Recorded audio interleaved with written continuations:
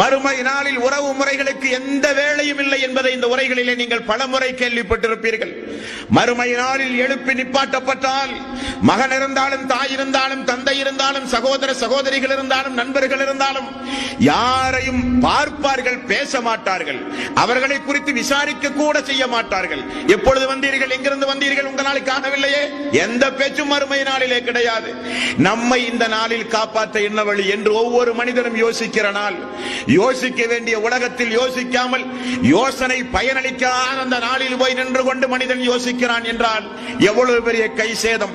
வல் அஸ்ரி இன்னல் இன்சான லஃபீ ஹுஸ்ர், காலத்தின் மீது சத்தியமாக நான் சொல்லுகிறேன், மனிதர்கள் எல்லாம் நஷ்டவாளிகள், மனிதர்கள் எல்லாம் நஷ்டவாளிகள்.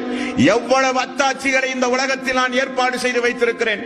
அந்த அத்தாட்சிகளை எல்லாம் பார்த்து உணர்ந்து சிந்தித்து நடப்பதற்கு பகரமாக உலகம்தான் பொருளாதாரம் தான் என்று இந்த உலக வாழ்வையே மையமாக வைத்து அழிந்து போகிற அற்பமான வாழ்வுக்காக வேண்டி மறுமை வாழ்வை மனிதன் இழக்கிறானே. நோயில்லாத, முதுமையில்லாத, பலகீனமில்லாத, எல்லா மரணமில்லாத உங்களுடைய சொர்க்கத்து வாழ்வுக்காக உலக வாழ்வை அமையுங்கள் என்று அல்லாஹ் பலமுறை சொன்ன பிறகும் அவைகளை எல்லாம் மறுமைக்காக வேண்டி உலகத்தில் வாழ்வதற்கு பகரமாக மறுமையை தூக்கி வீசி உலகத்தை நேசி